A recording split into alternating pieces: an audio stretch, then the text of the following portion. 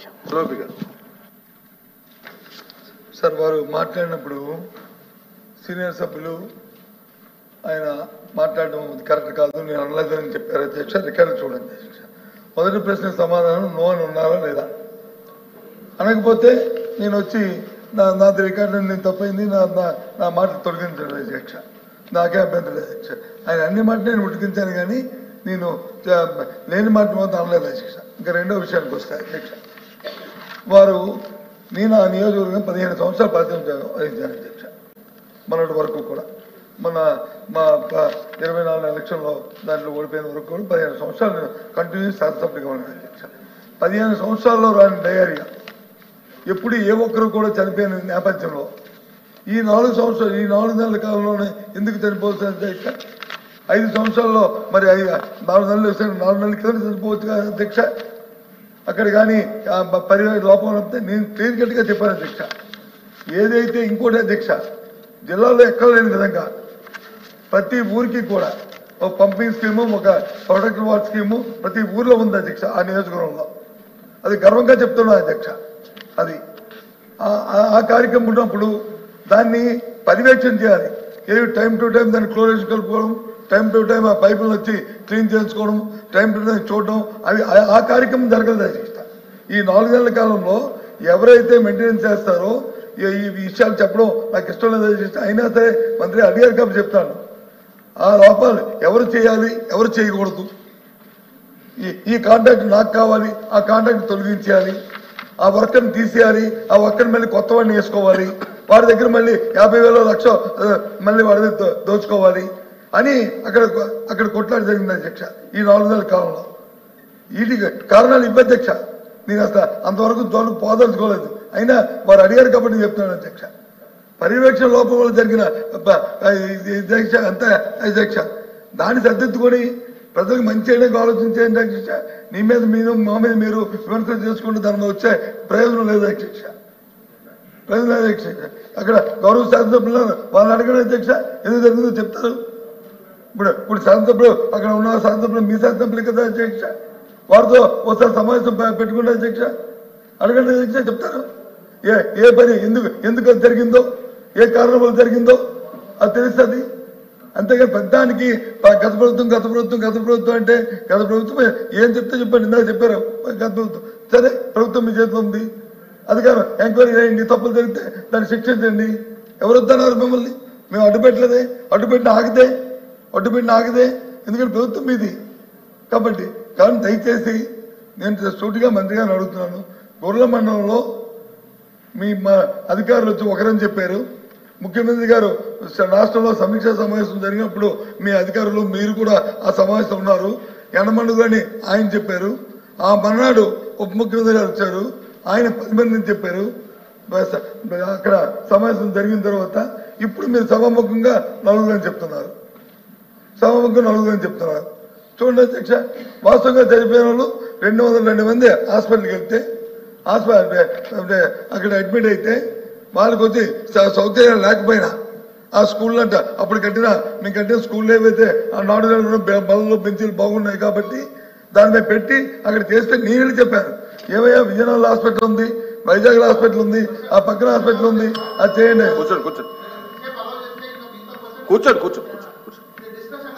కూర్చోండి మీరు డిస్కషన్ పెడితే నాకు అభ్యంతరలే. ఇది నా కాన్ఫిడెన్స్ అని చెప్పి మాట్లాడుతున్నాను. దయచేసి గౌరవ సభ్యులు కూడా తెలుసుకోవాలి. ఇది నియోజకవర్గంలో జరిగిన 13 మంది చనిపోయిన తాలూకా సమస్య. ఇదేమైనా మా సొంత అనుకోలేకపోతే ఎవరి మీద విమర్శించడానికో మాట్లాడుతున్న సమస్య కాదు. ఇది ఆ సమస్య కాదు. ఇది దయచేసి కాబట్టి మంత్రి గారిని నేను కోరుతుంది. మొదటిగా నేను చెప్పింది వచ్చి దాని గురించి మాట్లాడాను. ఆ తర్వాత వచ్చి అక్కడ ఇప్పుడు కూడా చెప్తున్నాను, ఇంకా పర్యవేక్షణ లోపం ఉంది, మెయింటెనెన్స్ లోపం ఉంది.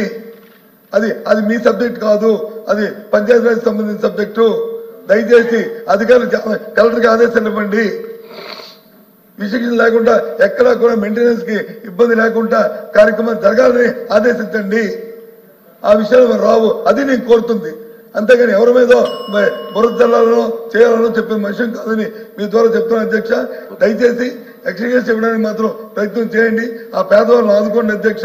అసలు మెడికల్ జిల్లాలో పండింది వాళ్ళకి చాలా మంది పిల్లలు అందించే పిల్లలు కుటుంబ పెద్దలు చనిపోయారు. ఆ కుటుంబాల పోషణ కోసం ఆలోచించమని చెప్పి ఒకసారి మీరు ఆలోచించమని చెప్పి మీ ద్వారా కోరుతున్నాను అధ్యక్ష. అచ్చున్నాడు ఉపన్యాసాలు చాలా బాగున్నాయి అధ్యక్ష. ఆ నియోజకవర్గానికి పెద్దలు బొత్స సత్యబాబు గారు ప్రాతినిధ్యం వహించారు. మేము అధికారంలోకి వచ్చిన తర్వాత 2-3 మాసాలు ఇది జరిగింది అధ్యక్ష.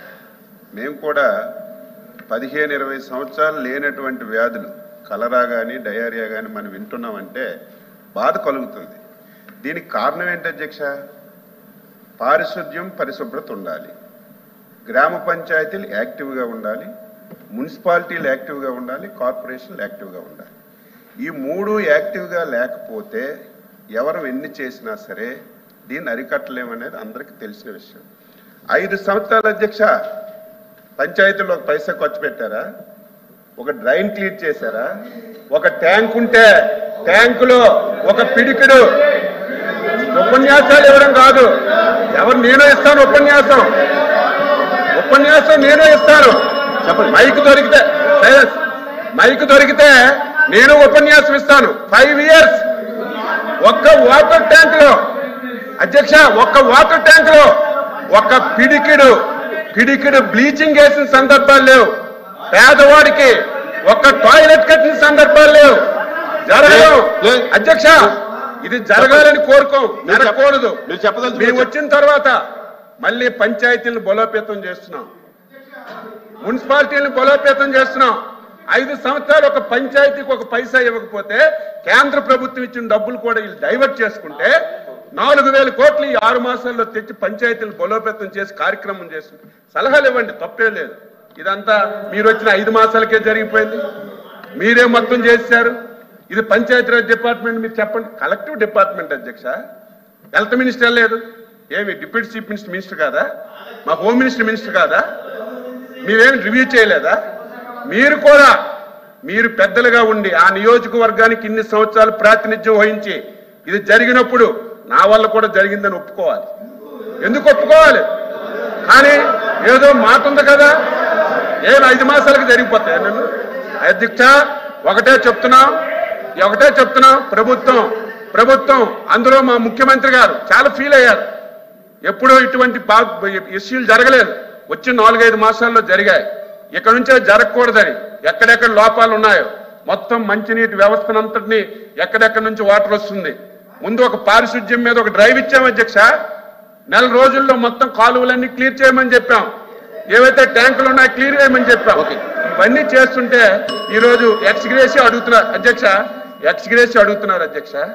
ఏ స్వతంత్రం వచ్చిన తర్వాత ఇప్పుడే ప్రభుత్వం ఏర్పడిందా? గతంలో ప్రభుత్వాలు లేవా?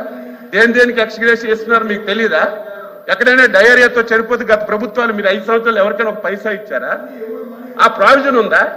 ఆ ప్రావిజన్ ఉంటే ఇవ్వడానికి ప్రయత్నం చేస్తున్నాం. దాన్ని ఎక్స్గ్రేజ్ ఇవ్వండి, 8 మంది ఇవ్వండి, 30 మంది చనిపోయారు చెప్తారు అధ్యక్ష. పేపర్లో వస్తే ఒక్కొక్క పేపర్ ఒక్కొక్కలాగా రాస్తారు. మీ పేపర్ 100 మంది అని రాసింది, ఇంకొక పేపర్ ఇంకొకలాగా రాసింది. ఇవన్నీ చూసిన తర్వాత అధ్యక్ష అక్కడైతే డయేరియా రావడం వాస్తవం, మరణాలు జరగడం వాస్తవం. అది రాకుండా అడ్డు పెట్టాలి. భవిష్యత్తులో స్వచ్ఛమైన మంచినీరు ఇవ్వాలి. దానికి కూడా మీరు ప్రజాప్రతినిధిగా బాధ్యత వహించాలి. ప్రజల్ని ఎడ్యుకేట్ చేయాలి, వ్యక్తిగత మరుగుదొడ్లు కట్టాలి. ఇవన్నీ చేస్తే తప్ప దీన్ని అరికట్టలేవు. దయవుంచి మళ్ళీ ప్రసంగాలు చేయడం కాకుండా కలెక్టివ్ గవర్నమెంట్ తప్పనిసరిగా పంచాయతీరాజ్ వ్యవస్థను మళ్ళీ మా డిప్యూటీ చీఫ్ మినిస్టర్ గారు దాన్ని యాక్టివ్ చేస్తున్నారు. క్లోరినేషన్ చేస్తాం, డ్రైన్లు క్లియర్ చేస్తాం, మంచినీటి వ్యవస్థను చేసి రాకుండా చేయడానికి మేము అన్ని ప్రయత్నాలు చేస్తాం. చిత్తశుద్ధితో పనిచేస్తున్నామని చెప్పి మీ ద్వారా సభ్యులకు తెలియజేస్తున్నాం. రవీంద్ర గారు గురించి చాలా చెప్పారు సార్. చిన్న విషయం మిస్ అయిపోయారు సార్.